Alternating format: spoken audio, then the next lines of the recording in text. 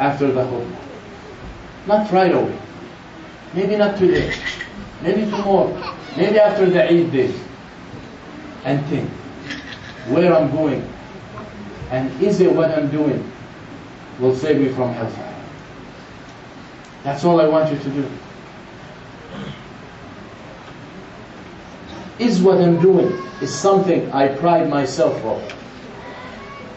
Is it something that I want my kids to be identified with? That's all I want you to do. Ya akhi, the Sahaba, when they used to hear the Prophet ﷺ, they will do it on the spot if they could. When the ayah of al-hijab was revealed to the Prophet ﷺ, the women sitting there, when the ayah is revealed, did not say, when we go home we find the fabric and we put it on. They used to wear more than one dress. They lift the first one, the one on top, and they covered themselves. Right on the spot. It's time for us to do it. If we want to be successful, it's time for us to do that. You know the last UN resolution is to prohibit killing or execution as a punishment. Sure, a lot of you heard of it. The last resolution is they want to prohibit in the world execution for criminals.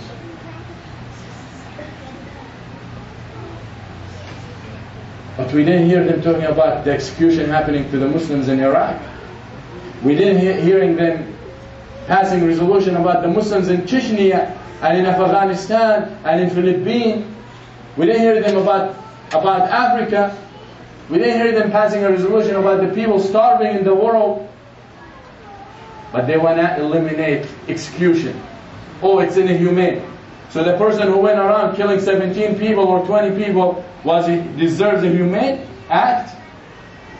But this is an attack. This is an attack. They want to spread crime in the world. This is when the West and when people without fear of Allah take over and be in charge of the world. This is what happens. They want to eliminate execution, but killing and genocides are taking place, and we still remember Kosovo and Bosnia.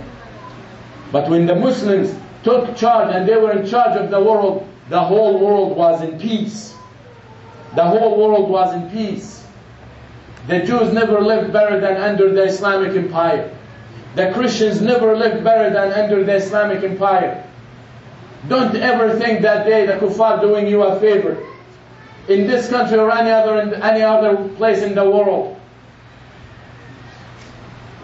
They're just paying back for the treatment that they received from the Muslims. So it's time for us to pride ourselves of our religion. This is the best religion. And this is the religion of Allah. And this is the only religion Allah will accept. So you better be prepared to be an ambassador and a representative of this deen out there. Don't hide your identity. Be ashamed of yourself when you don't want to say you're Muslims because of a job. Be ashamed of yourselves when you don't want to be a Muslim and hide your name and change your name because of dollars. Be ashamed of yourselves when you don't want your wife to cover because you don't want her to be harassed. Trust me, the harassment of the hellfire is worse. So be ashamed of yourself when you do anything that will make people look at you and not even the first impression to their mind, he's a Muslim. Be ashamed. قولوا قولي هذا واستغفر الله لي ولكم وصلى الله على سيدنا محمد. الحمد لله الذي هدانا لهذا وما كنا لنهتدي لولا أن هدانا الله. The sunnah of the Prophet sallallahu alaihi wasallam is that the first khutbah is general and the second khutbah for the women. The Prophet sallallahu alaihi wasallam used to take Bilal and go to the side of the women to advise them, because the Prophet sallallahu alaihi wasallam knew very well that these women give birth and they are half of the society and they raise the other half. So he knew sallallahu alaihi wasallam their importance. I am not going to go there, but they can hear me. And these advices for the women. The first one is fear Allah subhanahu wa ta'ala.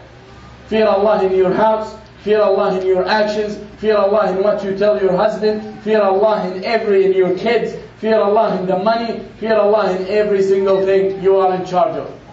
Because I promise you, you will be asked. you will be asked. So if you are a woman dwelling on music every single day and forgot that there is something else called Quran, fear Allah. If you are a woman who has abandoned the hijab and just put a cover on her head, throw a cover on her head before she walks in the masjid, fear Allah. Because the Lord of the masjid is the Lord of the street and the Lord of the business and the Lord of everywhere. If you are a woman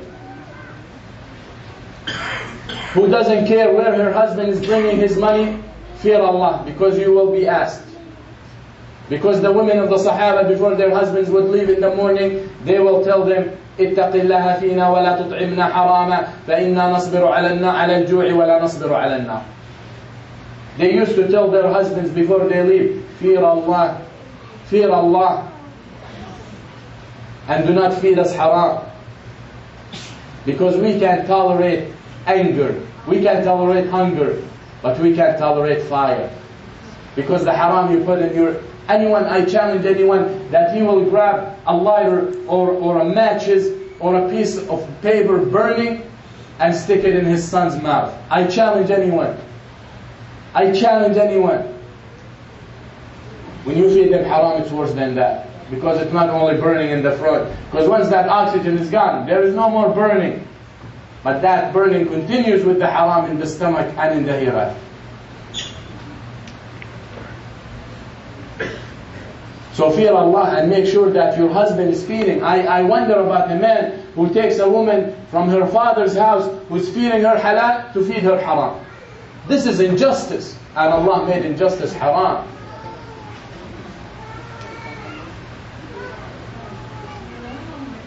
If you're selling haram and you say, I have 2 cashiers, one is for bills, that's where the haram comes, and the other I feed my kids from.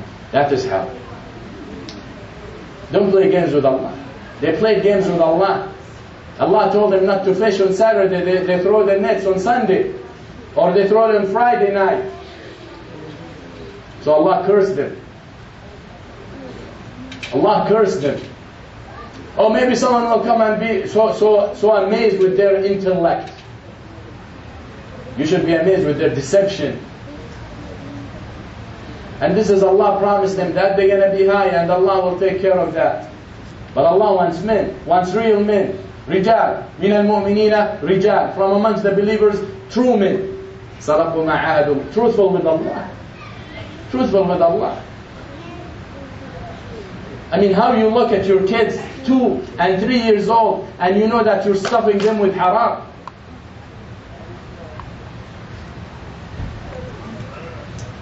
And at the end of the day, you say, this is my only outlet. I know a brother, just recently, a month ago, he was working in haram. And when he decided to leave because he realized that he doesn't even have kids. And he's on papers through his job. Other than that, they will let him go. He cannot stay. So we talked. So he said, that's it. He's going to go and give his boss 2 weeks and he's going to leave. And he doesn't care what's going to happen. He's in the process of getting his papers. And the only way, it's through his job. So he goes to his boss and he tells him, 1, 2, 3, I have to leave. Was he afraid that he's going to die from hunger? Was he afraid they're going to kick him out of the country? He wasn't. He put his trust in Allah.